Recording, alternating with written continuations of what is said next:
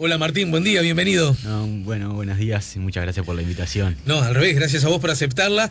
Bueno, se terminó el último escalón, recién lo conversábamos con Ernesto. Y sí. Ahora...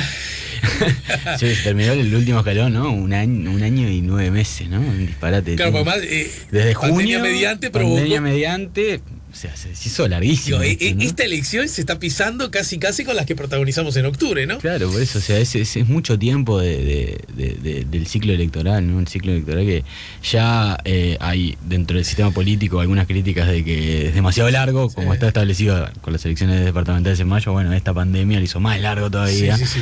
Bueno, eso tuvo un montón de... De todas maneras, yo entiendo esa mirada y participo, si querés, de esa mirada. Pero también hay un asunto, y acá ya entramos en tema, y es que desde que están consagradas la separación de las elecciones departamentales, ahora también municipales, y las nacionales, pues reforma del 96 mediante, es notorio que el público se está apoderando de las reglas del juego, por algún modo decirlo, y está ejerciendo la cosa más maravillosa que pasa en los sistemas electorales, que es la libertad. Voto aquel para octubre, voto aquel para... ¿no? En fin, y a veces me pregunto si, ponele, vamos a acotar las elecciones, hacemos todo un mismo día, pero dejando... Sí, las listas separadas. Que vos puedas votar lemas distintos, pero todo el mismo día. Y yo me pregunto, ¿esas libertades se desarrollarían en esa proporción? A ver, ahí hay un tema que es fundamental, que es nosotros somos un país sumamente centralista, ¿no?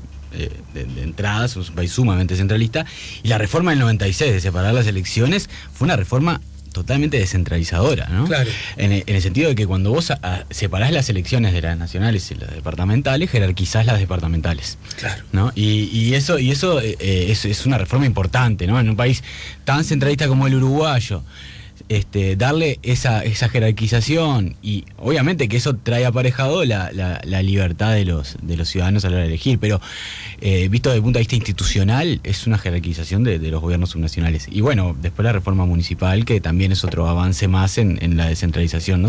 A modo de titular con eso último, reforma municipal consagrada por el Frente Amplio solo, no, porque no solo el Frente Amplio la votó, ¿no es cierto? Pero convengamos que fue estimulada por el Frente Amplio, y que se necesitó que el Frente Amplio llegara al gobierno para... ¿verdad? Sí. Ahora, ¿no parece ser una buena noticia electoral para quien la promovió? Desde la perspectiva de la academia, ¿cómo se analiza ese fenómeno? Bueno, a ver, esta es una reforma la reforma electoral la reforma de la ley de descentralización es una iniciativa impulsada desde el gobierno central, desde Tabaré Vázquez, que se empieza a discutir desde el 2007 y se vota recién en el 2009. Es la última ley que se vota en el gobierno de el primer gobierno de Tabaré Vázquez, ¿no? Porque de verdad tenía muchas críticas atrás y no tenía los apoyos, y como vos decís, necesitaba apoyos de otros partidos, porque al afectar... Mayorías especiales, ¿no? Al afectar el sistema electoral necesitabas mayorías especiales. Al final parte del Partido Nacional lo apoya, y entonces la reforma sale con los votos del Frente Amplio en su totalidad, y por disciplina partidaria se termina votando, porque varios sectores del Frente Amplio no la querían votar. Y muchos de los argumentos estaban en lo que vos decís, que estratégicamente, y visto desde la lógica de la elección racional de los partidos políticos, era una reforma que al Frente Amplio no le iba a beneficiar. Y lo estamos viendo claramente, ¿no? Claramente desde el 2010 hasta ahora, la cantidad de municipios que ha perdido el Frente Amplio viene decayendo, y además, que es otro agregado, nosotros empezamos con 89 municipios, ahora tenemos 125. Además, el Partido Nacional cada vez viene ganando más municipios. Y, claro, y va a seguir ganando más municipios en la medida que se sigan creando municipios. Es previsible que siga ganando más municipios, porque se van a crear lugares pequeños de interior del país. Entonces, estratégicamente fue bastante dudosa la estrategia. Me parece que todavía la tenemos como un debe, ¿no? De tratar. Podríamos decir, y lo tiro simplemente para molestar, recordemos que ese Tabaré Vázquez, el de ese momento, era el indiscutido líder del Frente Amplio, ¿no? Además estaba ejerciendo el primer gobierno del Frente Amplio, donde los equilibrios y además la necesidad de que las cosas salieran bien, primaba casi como un santo y seña que tenía el Frente Amplio, porque quería, cosa que consiguió después la reelección, y después la reelección, cosa que también obtuvo, ¿no? Un Tabaré Vázquez un poco más debilitado, como este último, ¿no? sin ejercer el liderazgo, se le ocurre una idea de esta. Ya sé que es contrafáctico, pero ¿vos creés que el Frente Amplio se la lleva así como...? No creo que fuera tan fácil. O sea, imagínate lo que te decía, ¿no? En ese momento, con todo el poder que vos decías de liderazgo que tenía el Frente Amplio, incluso con la oposición de dos actores centrales, que era el MPP y Asamblea Uruguay. Esos dos sectores dentro del frente se opusieron, estaban en contra de la reforma, o sea, muy distintos entre ellos. Muy distintos entre ellos. Y si sale es porque Tabaré Vázquez lleva el tema a la mesa política del Frente Amplio, y en la mesa política del Frente Amplio dice que en el programa del Frente Amplio la descentralización es un eje central, y esta reforma va en ese sentido, y entonces por disciplina partidaria se apoya. Difícil, como decís, un contrafáctico, pero no creo que con ese liderazgo... Lo decía como tema curioso nada más. La elección que arroja resultados que se puede decir en líneas generales, mucho nos sorprenden, ¿o sí? No, son resultados bastante previsibles. A ver, teníamos 4 departamentos donde estaba la cuestión, ¿no? Eran Rocha, Salto, Paysandú y Río Negro, donde sabíamos que podía haber una disputa entre el Frente Amplio y el Partido Nacional, y bueno, y en Salto el Partido Colorado, aunque venía más abajo. Entonces, en realidad, si vemos los resultados, todos se dieron de acuerdo a las previsiones y a las encuestas, que son pocas. Bueno, Ernesto, que estuvo recién, es uno de los pocos que hace encuestas en ese sentido, en el territorio, y dedico recursos no solo en las elecciones, sino también durante todo el periodo a analizar la política y la opinión pública a nivel departamental, en algunos departamentos. Y bueno, y entonces con los resultados los resultados fueron previsibles, ¿no? O sea, eran 4 departamentos que estaban en disputa, 3 los ganó el Partido Nacional, 1 el Frente Amplio. Y bueno, eso lleva a que en verdad el ganador de la elección, no solo por eso, sino por otras cosas, haya sido el Partido Nacional, ¿no? Votó mejor incluso de lo que esperaban, ¿no? Eso dijo Beatriz Argimón ayer, y Pablo Iturralde también. O sea, me quiero apoyar en esto. Primero, cuando hablamos de el claro ganador fue el Partido Nacional, no es necesariamente sinónimo de decir el claro ganador, la clara ganadora es la coalición de gobierno, ¿no? Es el Partido Nacional. Una diferencia enorme entre la coalición de gobierno y el Partido Nacional. A ver, ahí podemos entrar a discutir algunas cosas que son datos muy claros, ¿no? Un ejemplo es lo que pasó en Montevideo, ¿no? Que, por ejemplo, el Partido Nacional, de los 13 ediles que gana la coalición, o sea, el Partido Independiente en este caso, de los 13 ediles, el Partido Nacional gana 8, cuando la elección anterior había ganado 4. ¿No? Entonces, no solo en estos casos donde el Partido Nacional gana, sino también en casos como Montevideo, donde se fortalece el Partido Nacional, ¿no? En detrimento porque la cantidad de ediles son los mismos, ¿no? O sea, en el 2015 y en el 2020 la cantidad de ediles son los mismos para la oposición, son 13. Claro. ¿No? Y entonces el Partido Nacional es el que termina ganando, no solo en estos casos, estos 3 departamentos, sino... Recordemos que no está el actor Novik. No está el actor Novik, que era un independiente. Tenía una bancada interesante, ¿no? Había sido el candidato más votado de la Concertación, ¿no? Sí, no está Novik y su corriente. Pero incluso también te llevo más. En Salto, recién lo veíamos con Ernesto, en Salto el Partido Nacional también, por más que no llegue al gobierno, se consolida como el segundo actor. Bueno, ¿no? Logró desplazar al Partido Colorado para posicionarse como segundo actor. Y después, ni que hablar en otros departamentos donde realmente la estrategia fue incluso a poner 2 candidatos fuertes para tener la gran mayoría de los votos. Claro. Y hay cosas como, por ejemplo, Cerro Largo, que llega casi al 80% de votación del Partido Nacional, ¿no? Sí. Porque la disputa interna fue lo que primó, ¿no? Sí, la candidatura de Nino Noboa no tenía ninguna expectativa de ganar, y bueno, y el elector en ese caso lo que hace es votar dentro de las opciones, dentro del lema del Partido Nacional, cuál es el que tiene más posibilidad de ganar, el cual se siente más cercano, y va su voto allí. Me gustaría que hablemos de Montevideo ahora, pero en todo caso, con relación a este tema, ¿y a qué atribuirías ese buen triunfo del Partido Nacional? Yo ayer usé la palabra formidable, y nuestro común amigo Daniel Buquet, que a lo mejor hasta fue profe tuyo seguramente, sí, ¿no? Claro, colega, profe, sí. Daniel Buquet hace 1000 años que está ahí adentro, claro. Imagínate. Él decía que quizás lo de formidable puede ser un poco exagerado, porque él entendía esto, que en realidad también resulta sensato. El Partido Nacional, digamos, lo único que le quedó por ganar fue Salto. Exacto. De de lo ganable, de lo posible, porque Canelones no era posible, Montevideo tampoco, imposible. Y Rivera tampoco. ¿Estamos de acuerdo? Ahora, esto implica que con relación a 5 años, el Partido Nacional aumenta en 3. En 3, de 12 a 3. Pero también es cierto que el Partido Nacional acaba de ganar las elecciones. Uh-huh. Es decir, la coalición conducida por el Partido Nacional acaba de ganar las elecciones. Y decía, recordando la elección del 2005, que cuando hay un cambio de gobierno y de signo, ¿no? Es previsible que se siga. Es previsible que eso también se derrame en alguna medida en las elecciones departamentales. Sí. Por lo tanto, vos tenías... ¿cuántas tenía el Partido Nacional? Hoy día incluso 12. Ahora bueno, era previsible que solo el cambio de gobierno implicara que alguna más obtuviese. Sí. ¿Por ahí se explica todo solo? O como dice tu colega que recién nos decía Ernesto, en realidad hay que buscar más de una explicación. Yo creo que hay que buscar más de una explicación. No es solo eso, yo creo que es una cuestión estratégica también de Partido Nacional. Creo que son tiempos políticos también que hay que mirar, ¿no?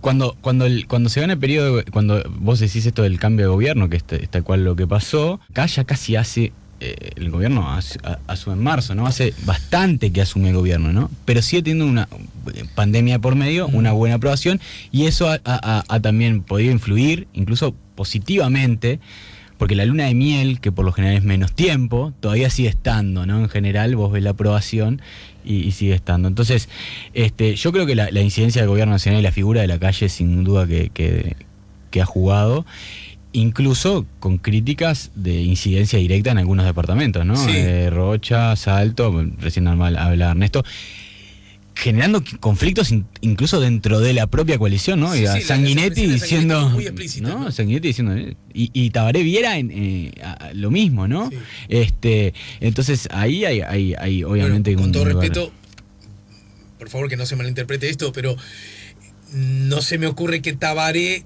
Viera haya dicho lo que dijo sin acordar con Sanguinetti qué es lo que iba a decir, porque además Sanguinetti después continúa el tema, ¿no? Son el mismo sector político, etcétera, etcétera. Sí, Sanguinetti continúa el tema y lo más explícito todavía. Igual Sanguinetti dice una cosa que para mí es, no sé, preocupante, pero bueno, creo que hay un error ahí. Que él dice que se tiene que olvidar que esto no es un gobierno del Partido Nacional, sino de la coalición, ¿no? Sí. Entonces, en verdad, no estaba diciendo que estuviera mal que Lacalle Pou apoyara al candidato del Partido Nacional. Lo que estuviera mal es que no apoyara a la coalición. Y está mal eso, ¿no? O sea, ningún gobierno puede incidir ningún gobierno nacional puede incidir para ninguno. No importaba si era oposición. No, incluso hoy creo que fue porque estuve en más de una radio y yo siempre escucho, como corresponde. Creo que fue con Gotelo que él dijo, porque Gotelo le recordó esa posibilidad, de ese hecho, cuando fue a las obras, y él no dijo que necesariamente había estado mal ahí el presidente. Exacto. Porque forma parte de las recorridas.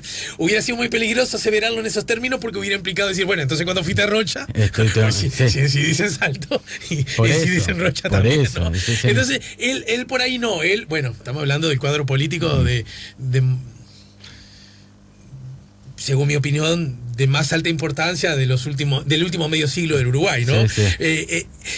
Creo que él señalaba de que, bueno, se terminó transformando la elección en Salto, esto no lo hablé recién con nuestro invitado, en una especie de todos contra el Partido Colorado, en el marco de la coalición, claro, ¿no? Porque, sí, la coalición ahí, bueno, no vamos a entrar en Salto mucho porque ya lo discutimos con Ernesto, pero sí, obviamente, y aparte de eso está claro en términos de, o sea, la mala votación del Partido Colorado tiene que ver con las reglas electorales, ¿no? Hablemos de Montevideo ahora. Dale. Porque, bueno, gana el Frente Amplio, que era lo previsible. A propósito, ¿se puede decir que fue una buena estrategia la de los 3 candidatos? Sí. Y de paso va implícita la pregunta. Si bien la votación de la coalición del Partido Independiente fue buena, ¿no? ¿Está bien decir que fue buena? Sí, fue buena, sin duda. Y además se desempeñó en forma de satisfactoria para arriba la candidata. También eso podríamos decir. También. Quizás cometió un error de no haber apelado a otro candidato, de presentarse con solo candidatura única. ¿La coalición? ¿La coalición? Yo creo que ha cambiado demasiado. No, yo creo que le salió bien, ¿no? Yo creo que le salió bien. No creo que votara un poco más de lo que votó. Porque no tenía un candidato tan claro hace muy poco tiempo, ¿no? O sea, cuando se presenta Laura Raffo no tenía ningún candidato claro, evidente que fuera... De hecho, pasó un momento crítico de exacto, la coalición. ¿no? Definir, coalición que no tenían candidato, todos se les iban para atrás, ¿no? El candidato de consenso, Sebastián Bauzá, se fue para atrás y bueno, y después salieron estos chiporroteos entre Manini y Ríos y... Voy yo, decía Manini, voy yo decía Talvi. Exacto, o sea, era una tensión y ahí la calle apostó a una cosa que era... No lo veíamos ninguno por ningún lado, ¿no? Apostó a una estrategia que tuvo un éxito, yo creo que muy bueno, que fue la de Laura Raffo, que generó consensos dentro de toda la coalición, que no era fácil, y con un cuadro totalmente diferente a lo que estábamos esperando, por lo menos, ¿no? Para la coalición. Pero que también provocó que duplicaran los blancos su participación de ediles, ¿no? Sí. Porque si bien ella no es una orgánica del Partido Nacional, estaba representada del Partido Nacional, fuerte, ¿no? Sí, es la candidata del Partido Nacional y de hecho su carrera va a seguir dentro del Partido Nacional, ¿no? Eso es evidente. Y bueno, digo, el perfil de Laura Raffo, y como decís, tuvo una estrategia muy buena Laura Raffo en toda la campaña, mucho más sólida, la verdad, de lo que yo me esperaba, por lo menos al principio, ¿no? O sea, estuvo muy sólida, ¿no? En toda la campaña. ¿Qué efecto crees que jugó, aún advirtiendo que nunca hay efectos únicos, nunca hay causas únicas para los efectos, que las elecciones se postergaran? Porque, por ejemplo, uno puede suponer que a Raffo le cayó bien, porque cada vez se la veía más desenvuelta, ¿no? Estoy tirando, Y a quien notoriamente le cayó muy mal eso fue Martínez, ¿no es cierto? Sí, obvio. Dentro del frente cambió las preferencias. Digámoslo también, a quien le cayó muy bien fue a Cose, sí. que terminó siendo una mujer con alta capacidad de aprendizaje, ¿no? Sí, y de posicionarse bien y entender por dónde iba el debate político, y por dónde iban los temas, ¿no? Yo creo que, a Raffo le sirvió para posicionarse como candidata. No creo que igual le hubiera votado mucho menos el partido, sí, claro, la coalición, pero a ella como candidata y para su proyección le sirvió este tiempo. Y en el Frente Amplio, obviamente, que fue una cuestión muy importante para entender la victoria de Carolina Cose. Daniel Martínez no logró posicionarse en estos debates, porque yo creo que el haber perdido la elección hacía poco tiempo lo llevó a que le costara mucho entrar en el debate político nacional, que en verdad este es el tema. La elección se dio más en el debate político nacional que en Montevideo, ¿no? Y desde ahí se paró Carolina Cose, ¿no? Carolina Cose se volvió en una de las voces disidentes. La candidata opositora al gobierno. Exacto. Digo, son pocos los liderazgos dentro del Frente Amplio que vos hoy identificás claramente que son los que le hablan directamente al gobierno, ¿no? Mario Vergara, Yamandu Orsi y Carolina Cose, y capaz que Andrade, ¿no? Pero déjame sugerir, sí, ¿no? Que incluso el tono de... Iba a decir la firmeza, pero como puede ser, puede suponer que los otros son menos firmes. El tono, sí, más confrontativo. Cose es distinto al de Orsi. Más confrontativo, ¿verdad? Más confrontativo, seguro, más confrontativo. Y el de Vergara incluso. Sí. Desde diferentes lados, y con un discurso totalmente diferente, ¿no? Orsi, obviamente, que es mucho más conciliador y lo ha hecho en toda su campaña y ahora en su discurso. Bueno, su discurso. El discurso de. Con la bandera uruguaya en el fondo. ¿No?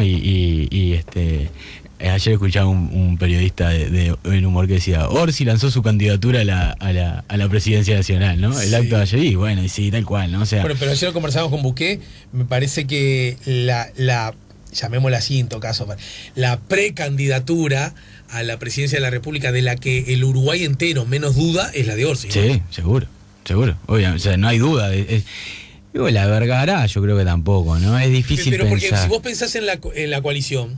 Sí, en la coalición no tiene candidato claro. No, ¿verdad que no figura? No tiene candidato claro. Del mismo modo que si algo sabíamos los uruguayos todos, es que la calle Pou iba a ser candidato dentro de 5 años. Sí, claro.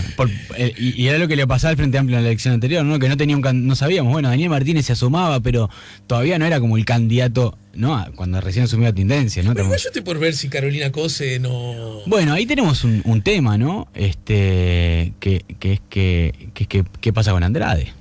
¿no? Sí. Porque... Bueno, Buqué ayer decía que es una jugada maestra de Andrade. De Andrade. Está. Sí, despejando el camino. Despejando el camino. O sea, ¿no? haciendo alianza verdadera, pero a su vez despejando el camino para...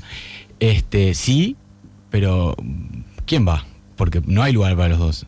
O es Cose o es Andrade, ¿no? No creo que haya lugar para dos precandidaturas. Me gustaría que nos ayudaras a entender más lo que le pasó a Martínez, porque yo me animo a decir, vos sos experto en esto y a lo mejor yo digo algo desajustado. Pero a ver, convengamos. A los intendentes que van por la reelección, la gran tendencia es que sean reelectos. Sean reelectos, sí. Pero en todo caso me animo a decir que nunca han dejado de ser electos si su partido gana la elección. Sí. ¿Se entiende? Porque en Rocha, en Río Negro, no ganaron los candidatos que iban por la reelección. Bueno, pero el partido de ellos no ganó. Sí, está bien. No ganó. Sí. Ganó el Partido Nacional ahí. Sí. Ahora, gana tu partido, flaco, vos vas por la reelección y agrega una cosa que a ustedes los politólogos les tiene que partir la cabeza en 7. Y además, la gestión que vos protagonizaste recoge altísimas adhesiones. Muchas más, incluso que la gente que te vota. Sí. A ver, no tengo el dato afirmativo. Ahí tendremos que preguntarle a Antonio, que seguro que la sabe de memoria. Más allá si hay algún caso, no importa. Sí, hay un caso, sí, pero sí, obviamente que luce. Es curioso. Fue su estrategia, obviamente que ahí le está pagando los platos rotos de su estrategia de ir por la elección nacional, y bueno, y toda una crítica dentro de los votantes de Frente Amplio a su estrategia en campaña, ¿no? Yo creo que por ahí es un voto castigo. ¿Se puede decir que es un voto castigo a parte Daniel del Frente Martínez? Amplio le cobra a Daniel Martínez haber perdido las elecciones? Sí, yo creo que sí. ¿No es un tanto injusto eso? Es injusto, pero además también tiene que ver con sus movidas políticas, ¿no? Él dijo que se iba. Está bien. Y después volvió. Y después dijo que se iba. Entonces esa ida y vuelta también tiene... Martín, parece que eso a la gente no le gusta mucho, ¿no? Y no, porque no genera solidez, ¿no? Como político y credibilidad, e incluso con sus comentarios, ¿no? De que terminó desgastado en la campaña, de que no se acordaba de lo que hacía el otro día, o sea, un par de declaraciones también un poco fuertes desde él, de cómo le había pegado la campaña, y eso yo creo que tuvo una influencia directa en el voto castigo dentro del Frente Amplio, no por la gestión. Y agrego otra cosa, Cristian Di Candia estuvo mucho tiempo en la intendencia. Sí. Y mucha gente también asocia la gestión no solo con Martínez, sino con Di Candia. Bueno, eso ¿no? también es cierto, No es que Martínez renunció hace 7 semanas. Exacto. O sea, tuvo mucho tiempo Cristian Di Candia en la intendencia con una gestión de aprobación muy alta. Incluso termina con una aprobación más alta que Daniel Martínez. Bueno, eso es interesante. Como candidato. Como intendente. Asumir que la buena gestión... la gente, según las encuestas, premia como adjetiva como satisfactoria, y muy satisfactoria la gestión de la intendencia, ¿no? Sí. Asumir que solo es patrimonio de Martínez puede lucir un poco exagerado, ¿no? Exacto, porque yo creo que, a ver,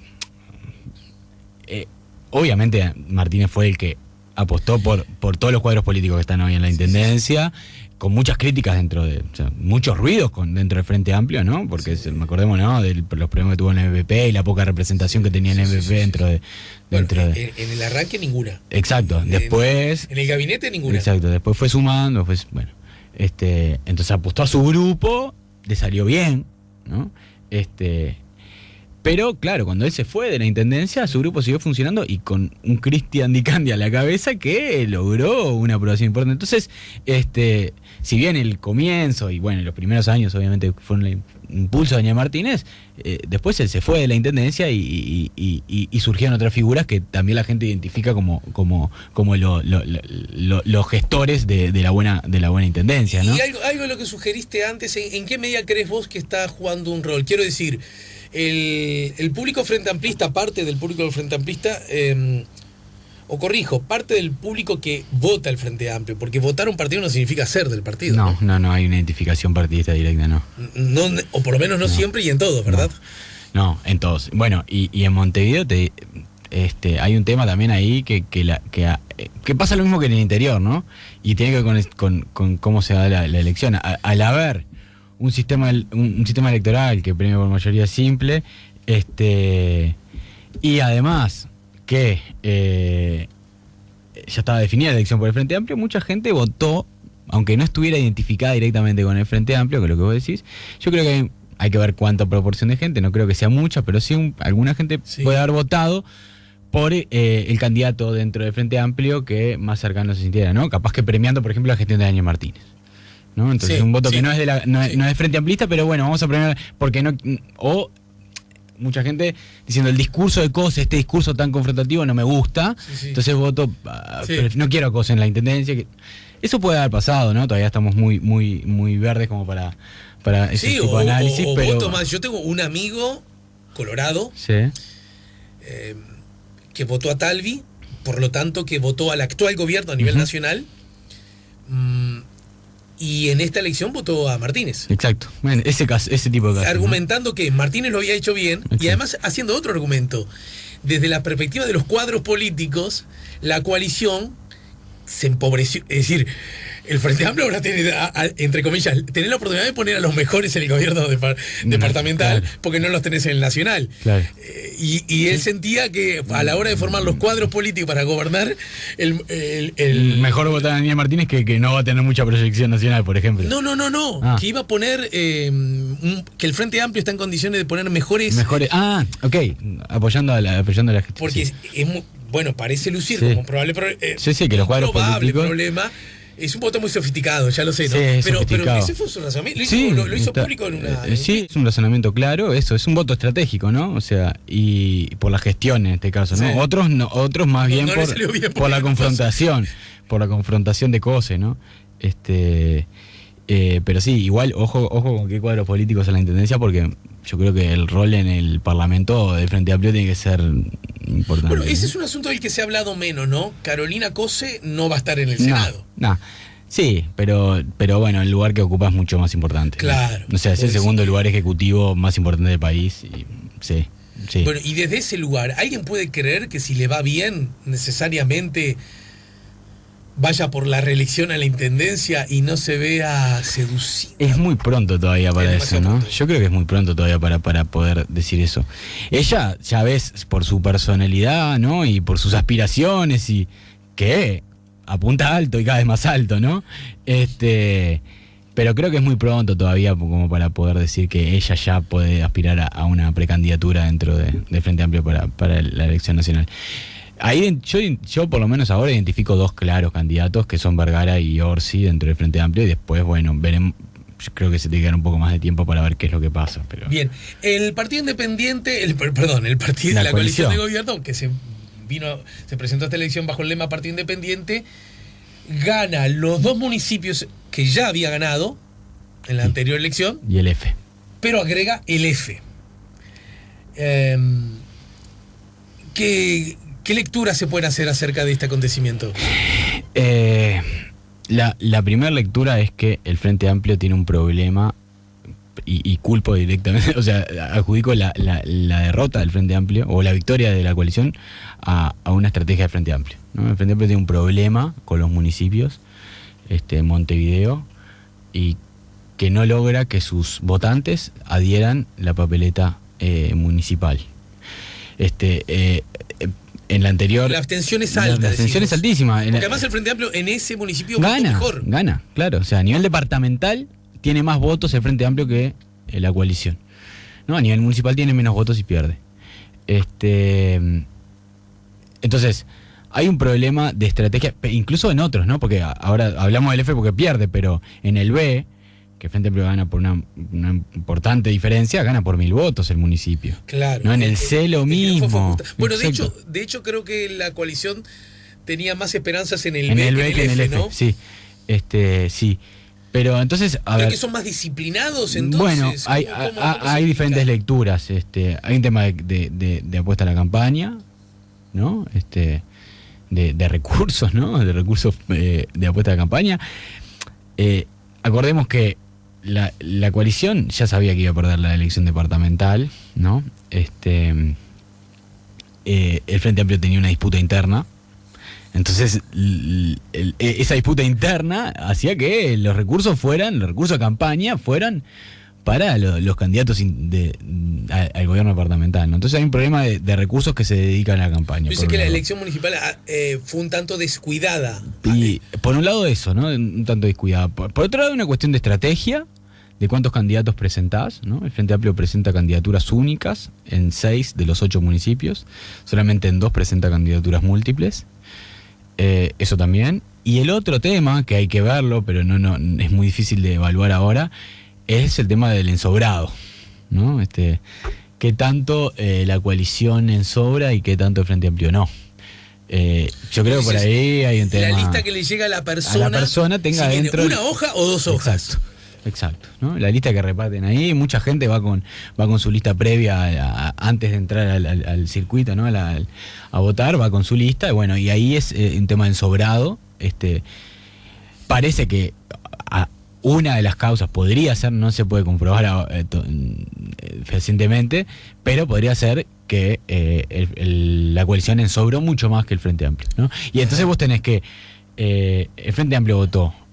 De los votantes del Frente Amplio, solamente el 37% puso una hoja municipal, mientras que la coalición puso más del 50%, los votantes de la coalición, ¿no? Y ahí está la diferencia, ¿no? Tenés 12, 13 puntos entre los que votan a municipios de un lado y del otro, que es lo que explica la victoria sobre todo en el F, ¿no? Pero también lo que explica la poca diferencia en otros que ganó el Frente, ¿no? Ya sé que a seguro se lo llevaron preso, pero podríamos asegurar, o por lo menos podríamos suponer que Laura Raffo debería ser la próxima candidata a intendente de la coalición.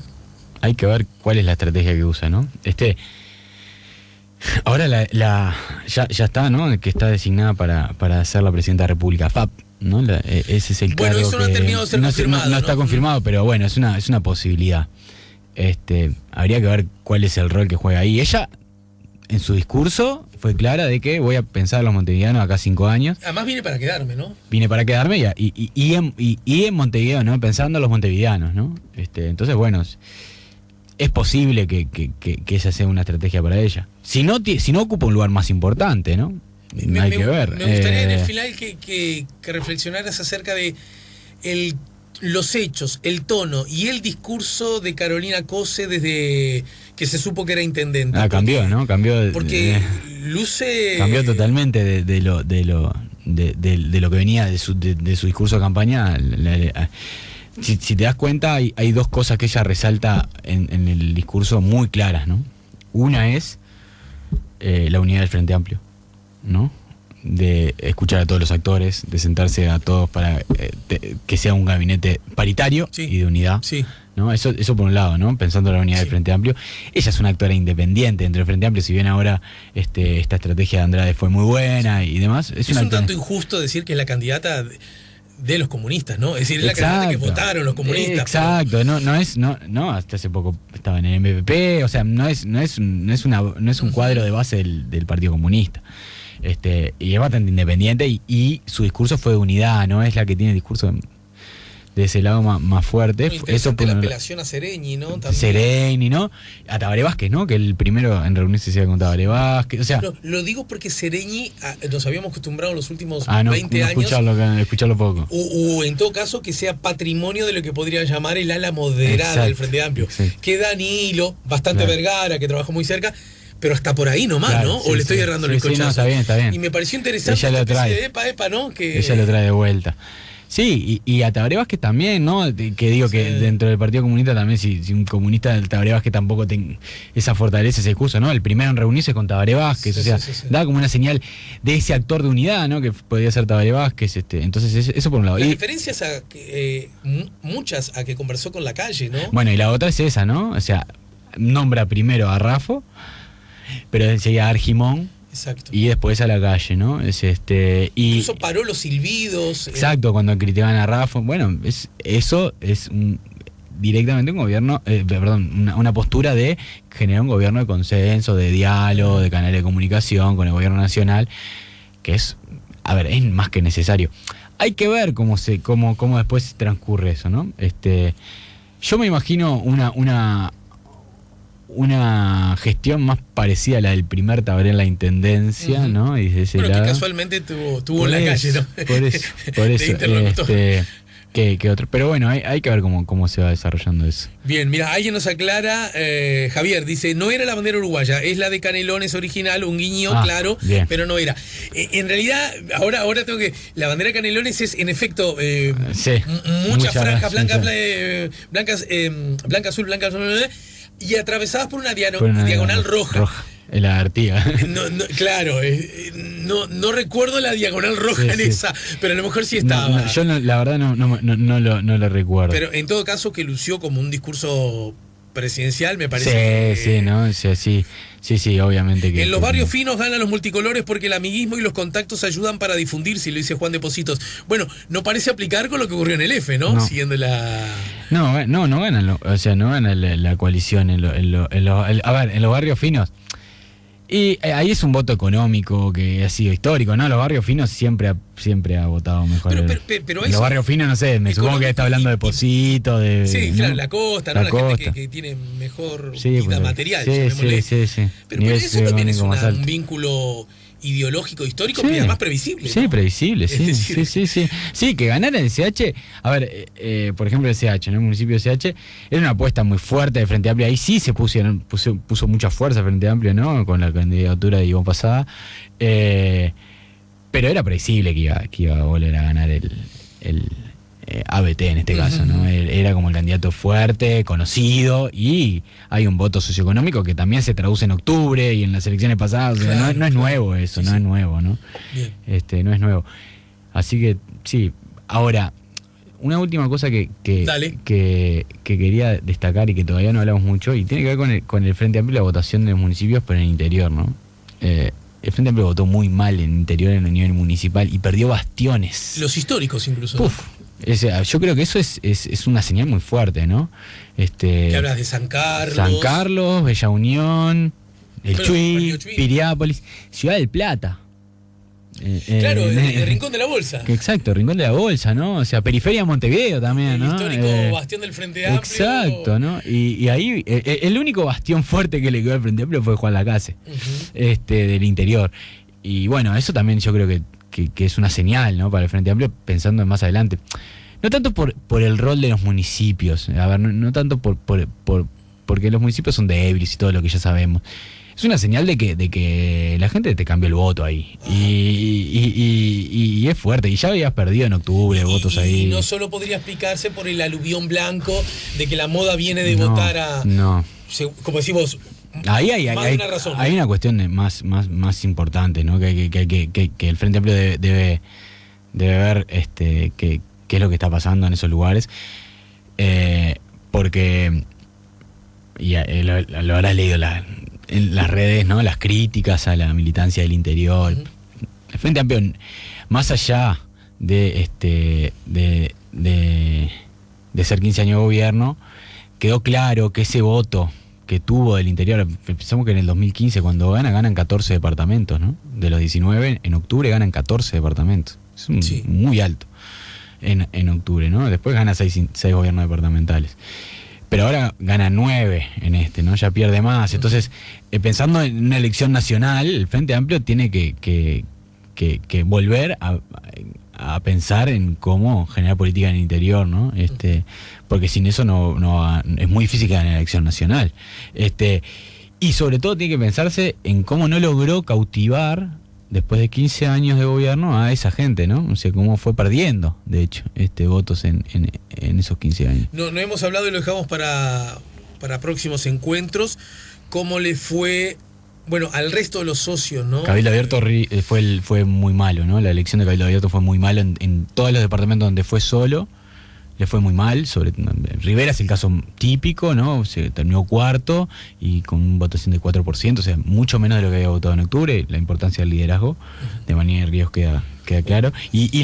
Pero ojo, cuando fue en coalición con el Partido Nacional en algunos departamentos. Y bueno, la victoria de Rocha del Partido Nacional se explica en gran parte por Cabildo Abierto, por los votos de Cabildo Abierto. Tiene 4.500 votos y la diferencia, Cabildo Abierto tuvo 4.500 votos y la diferencia fue de 1.000 votos, ¿no? Entonces, ahí sí, Que había habido del candidato de los hippies, ¿no? El candidato el que hacía la crítica a los hippies. Entonces, bueno. Y tuvo una muy mala votación, una muy floja votación el Partido Colorado. En general, ¿no? En general.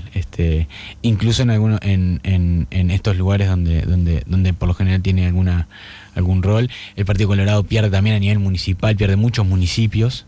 No tiene solamente 4 municipios. Hoy el partido de 225 tiene solamente 4. Sí. Eso es muy poco. Pierde algunos municipios y vota muy mal en algunos lugares donde incluso ha sido competencia, por ejemplo, lugares como Río Branco, ¿no? Donde el Partido Colorado ha ganado a nivel municipal. Vota muy mal, muy mal. Entonces, bueno, parece que quedó ahí, ¿no? En el norte, en Rivera, la fortaleza del Partido Nacional, que igual votó peor que otras veces, pero sigue siendo el partido mayoritario por lejos, y el resto de los departamentos más, incluso Montevideo, ¿no? Incluso Montevideo, que también vota mal. Bien. Bueno, Martín, gracias, gracias, la verdad, un placer conversar contigo. Y nos reencontramos más temprano que tarde, ¿te parece? Bueno, muchas gracias. Y me voy corriendo a comprar la entrada de Spuntones, que si no ya me quedan 5. Martín Fraijedo, el doctor en ciencia política, investigador y docente, nos ayudó a poner la mañana en camino. Si buscas un portón automático para tu casa o para la oficina, asegúrate que sea fuerte, que sea seguro, que sea práctico, que sea un SEA. Porque solo un portón SEA te asegura el mayor respaldo técnico, un service propio en todo el país y la garantía de todos sus productos. Ingresa en seaportones.uy o llama al 2601-2611. Si vas a elegir un portón, que sea un SEA.